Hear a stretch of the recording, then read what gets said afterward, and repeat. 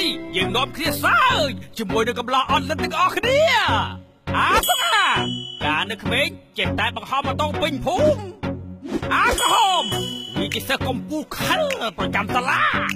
អាឡយការនៅក្មេងល្បីខ្លាំងណាស់ឲ្យសារចាប់ក្រពើតែវាយគេមិនដឹងអញស្មានកិច្ចកាយចេះការ៉ាតេចេះមិនទៅមិនកិច្ចតើមែននេះគេចាប់ស្អីទៀតតើចង់ស្លាប់គ្នាហៅអញមកនេះដើម្បីចងកបាន2នាក់អញសំរៀនអានោះវាអាគ្នាងាប់ចឹងហើយនេះវាឆ្លៀតបើហើយគ្នាបានមកឈុតទៀតយ៉ាតាថ្មអាទីមកទៀនលុយយកកូនចេញហើយរឿងហ្នឹងតើពួកគេរួមគ្នាធ្វើយ៉ាងណាដើម្បីស្វែងរកការពិតអញធ្វើជាអ្នកអញដាក់តាមពូនចូលកៅស៊ីនេះភ្លុកទៅកាច់ងាប់ភ្លាមណាតែចាំបើអត់ងាប់មិនចាយកខ្សែរត់កោវាលៀងដាក់ចុះឲ្យគេលុយឲ្យពុំរត់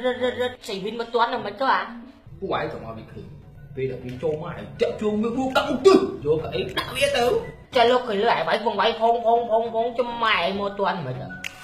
ហើយការពិតនោះជាស្អីទៅលោកយកអាចទេណែយកអីមកក្រានដល់លេងក្នុងសាញ់ភ្លាមអូប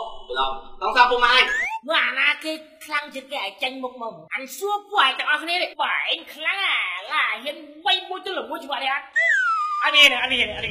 អត់ចង់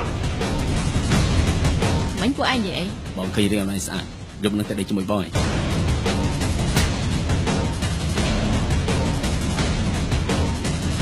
វាទីចិត្តទាំងអស់សម្រាប់ពួកឯងយើងគឺតែសារតែឯងរឿងអត់ខ្វល់សំខាន់អូនស្អាតចាប់ពីថ្ងៃទី14កក្កដានេះតោះទៅ